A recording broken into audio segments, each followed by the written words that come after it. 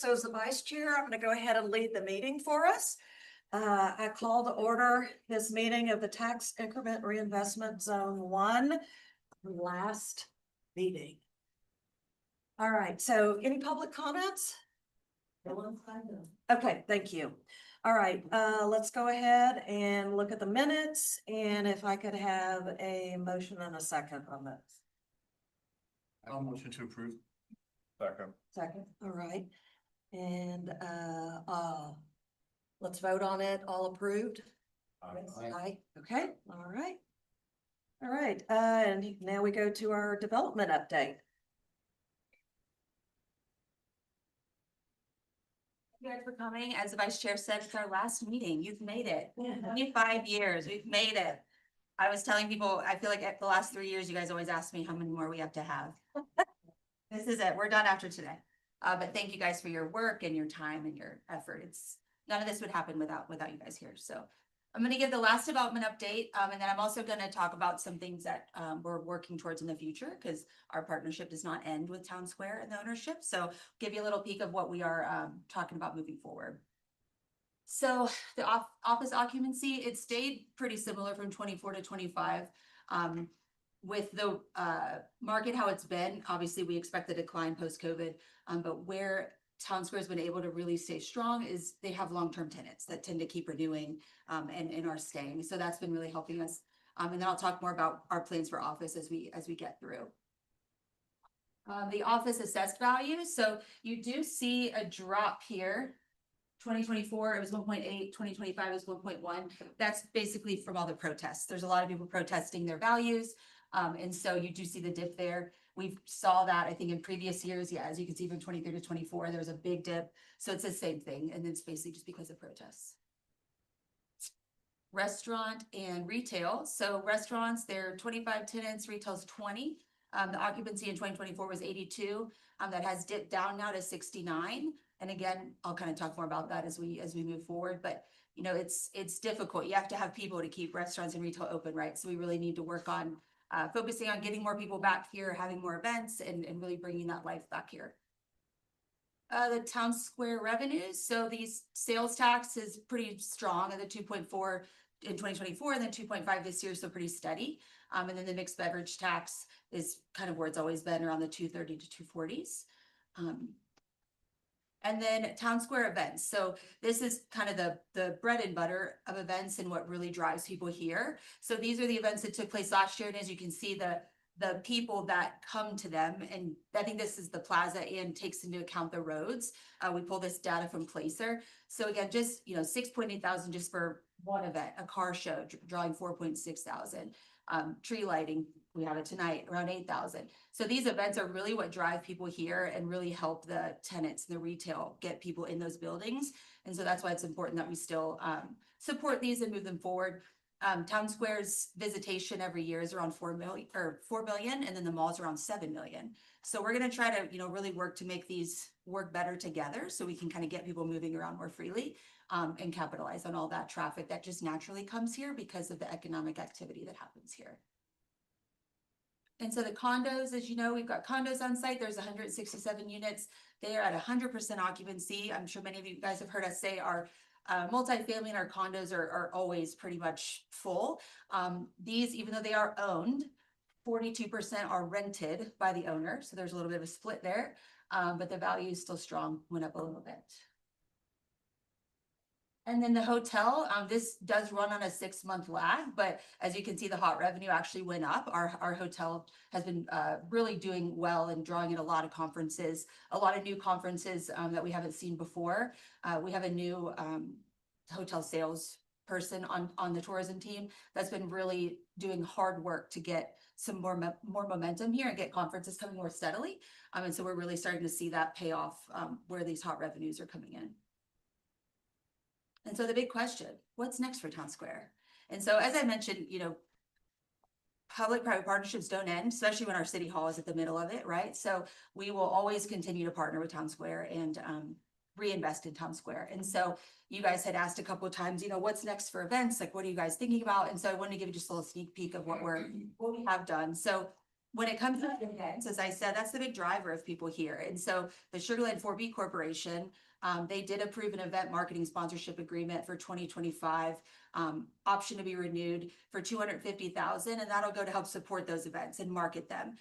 The other good thing about this is this money really needs to go to the marketing and the elevation of. So aside from just events, this is also going to go to like putting wraps in the elevators that'll speak to our economic development initiatives. This will go to doing spotlights of our businesses and really highlighting them in a different way. So it's going to go beyond events. It's going to go to really marketing this property and branding it further. We're launching a new campaign pretty soon called Ready for Something Sweeter. So when we talk about the investments that we're making, it's all going to kind of tie into that. And so you should see that in the next year popping up around the site.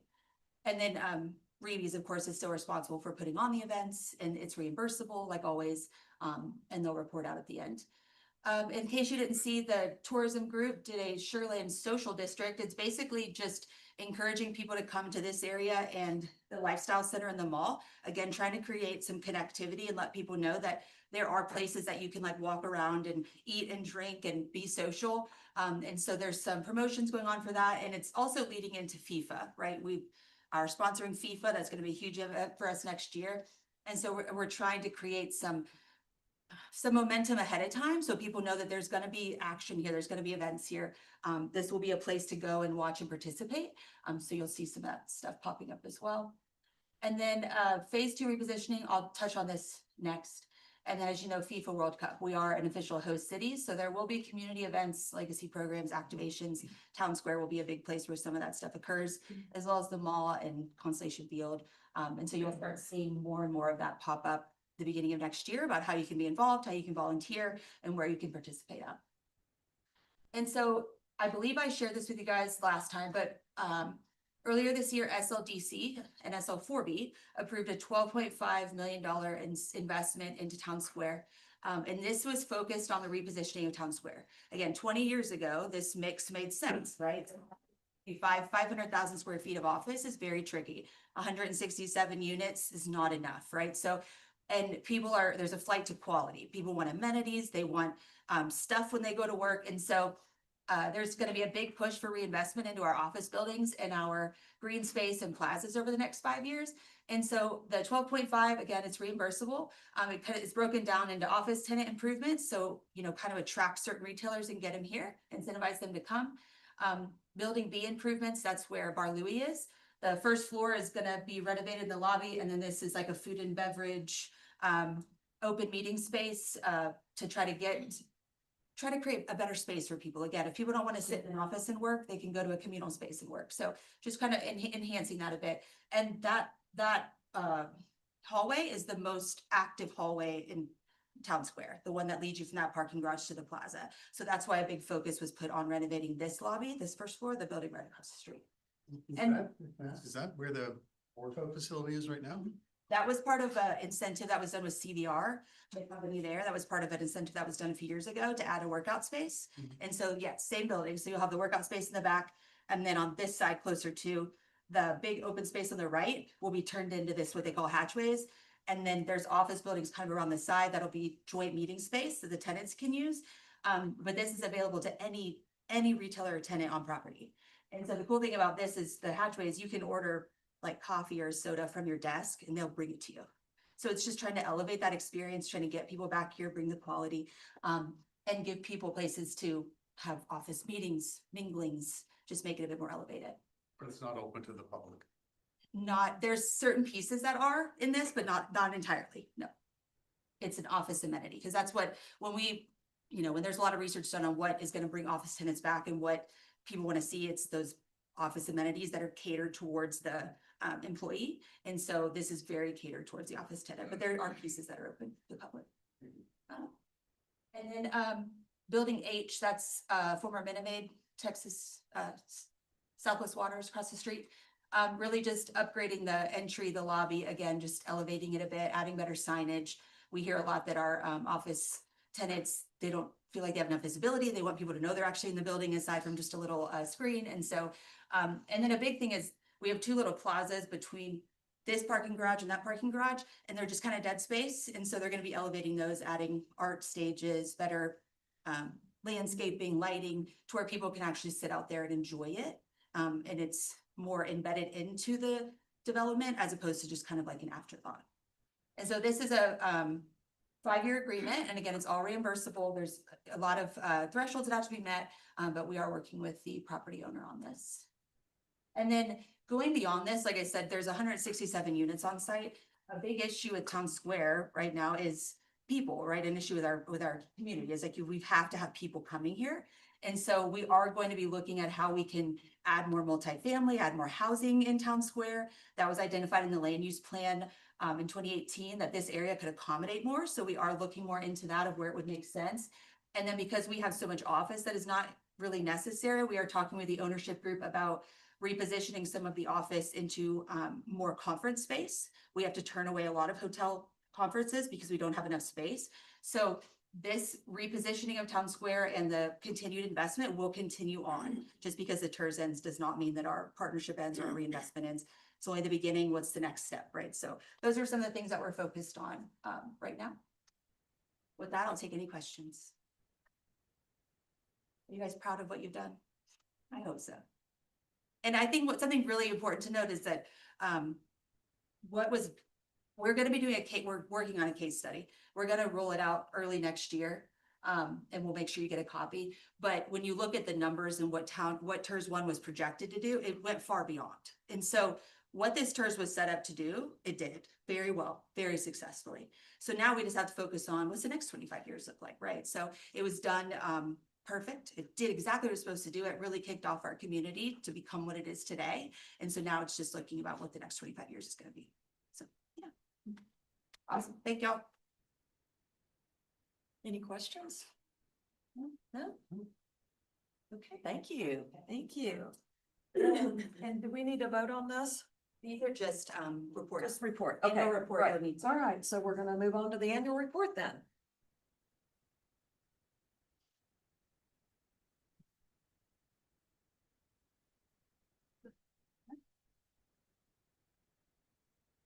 Okay, so today I'm gonna be giving you the TERS 1 annual report for fiscal year 2025.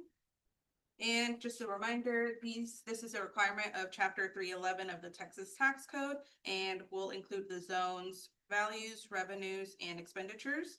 On the board's approval, the report will be reviewed and approved by City Council before it's sent to the State Comptroller, and as well as the taxing entities of the zone, which includes Fort Bend County, Fort Bend ISD, and Fort Bend Lit 2.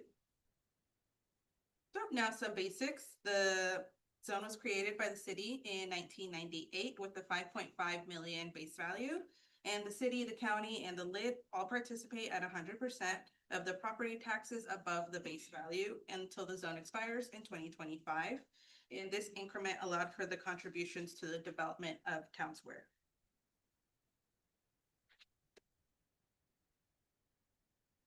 Now in FY25, we had 981,000 received in revenue, and roughly 384 was received from the city's incremental taxes, 449,000 from the county, 131,000 from the Lid, and interest income came in close to 18,000. Now the FY25 expenditures were just over the 920, and about 499 was spent on the assignments to 4A and 4B corporations. So 344,000 was spent on public relations for marketing the PCD Plaza events. 70,000 was spent on the city sponsored events. And whenever we break down the assignments to 4A and 4B, it was 428 to 4A and 71,000 to 4B. And 6,000 was spent on the contractual and other obligations, and the zone had no prior bond indebtedness, and none was incurred in FY25. And for the captured value for tax year 2024, which was the full year 2025, this came in at 191.8 million, and then with the 5.5 base value, the total captured value is 186.2 million. And here's a little chart to show you that base value is the green line. So we have very much surpassed that base value. And whenever we consider the final project plan, the projected 101 million of added value. And so we've long passed that in the last 15 years. So the TERS did really function as it was projected to. Now for taxes received, the total taxes received for tax year 2024 was 963,000. And for the purpose of the space, I did remove some of the previous years. But that means since the creation of the zone in 1998, we have received over 26.3 million in tax increment. Now, after approval from City Council for this annual report of fiscal year 2025, the copies will be sent again to the State Comptroller and the taxing entities of the zone.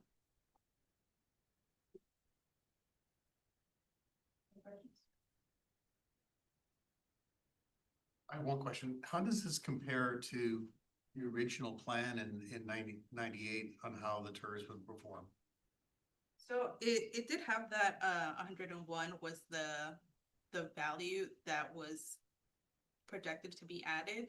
And so in that thought process, we have created more value than it was expected. And so like I said, we're doing a full case study right now. We're just want to make sure that we have all the things correct by the end of the year.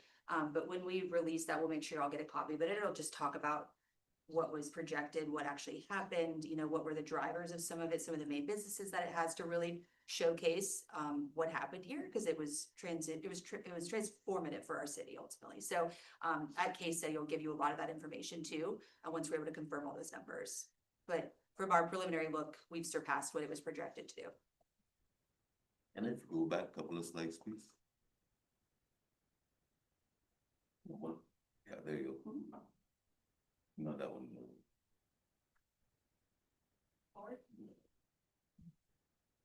Yeah, there it is. So 2022 was a $2.5 million taxes. And 2023 was 2.1, and then 2024 was dropped to 963. Full reason for that. Shalay, if you want to comment on that. Yeah, so that includes all of the refunds that the businesses have requested. And so even if they were refunded for prior years, it will show up in the year they're refunded. And that's the big drop in the 2024. So, you know, I talked about the protests that happened. When they actually get those refunds back, it gets reflected in here. So would you expect 2025 to be up? The property values and the certified values did come up, back up again in 20.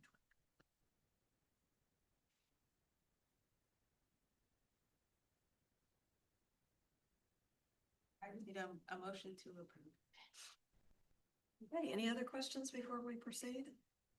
Okay, so can I have a motion and a second on approving the annual report?